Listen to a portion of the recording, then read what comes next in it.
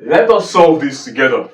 It says x minus 5 all raised to the power of 4 is equal to 5 raised to the power of 4. We are going to solve for the value of values of x in this question. Okay, first things first, we can say that this can be written as x minus 5 all raised to the power of 4 minus 5 raised to the power of 4 is equal to 0. Okay, now recall the law of logarithm that says a raised to the power m raised to the power n is equal to a raised to the power m multiplied by n. Okay, let's now change this in that form. So we have x minus 5 squared all squared, okay, minus 5 squared all squared is equal to 0. Okay, now looking at this thing, we have an element squared minus another element squared. This reminds me of something. This reminds me of our difference of two squares that state that a squared minus b squared is equal to a plus b multiplied by a minus b. Applying that law here, we have x minus 5 squared, okay, like this, plus 5 squared, alright, multiplied by x minus 5 squared minus 5 squared, okay, and this is still equal to 0.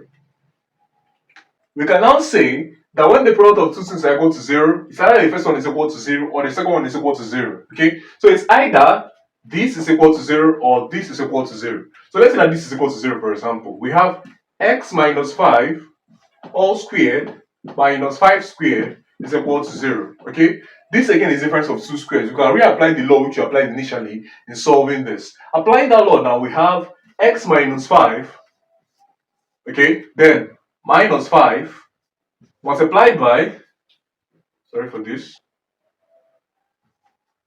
x minus 5 plus 5, okay, and recall that this is equal to 0. Okay, now moving on from here, we can say that again when the product of two is equal to 0, it's either the first one is equal to 0 or the second one is equal to 0. So let's say from here we have x minus 5, okay, minus 5 is equal to 0. Alright, so from here we can say that x minus 5 minus 5 is equal to 0. Opening the brackets up. Now we have that x minus 10 is equal to 0. This implies that our x is equal to 10. Alright, now for the next answer, we said this. Okay, so we have x minus 5 plus 5 is equal to 0, hence our x is equal to 0. Okay, so for the first two answers, we have that x is equal to 0 and 10. Alright, so let's find for the remaining two answers. So solving for the second condition, okay, we've equated it to 0. Now what's next?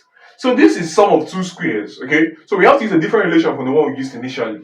Now sum of two squares says that if we have a squared plus b squared, it's equal to a plus bi multiplied by a minus bi. Alright, so this is what this gives. Now in order to do this now, we can apply this law here. So we can say that this becomes, watch me,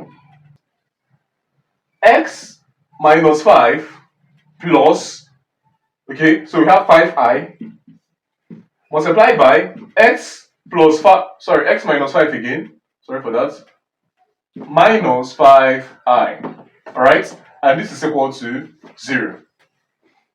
Now when the product of two is equal to 0, it's either the first one is equal to 0 or the second one is equal to 0. So it's either that x minus 5 plus 5i is equal to 0. From here we now have that our x is equal to 5 minus 5i. Okay, so this is the first. Now for the second one, we have that our x minus 5 minus 5i is equal to 0. From here we now have that our x is equal to 5 plus 5i.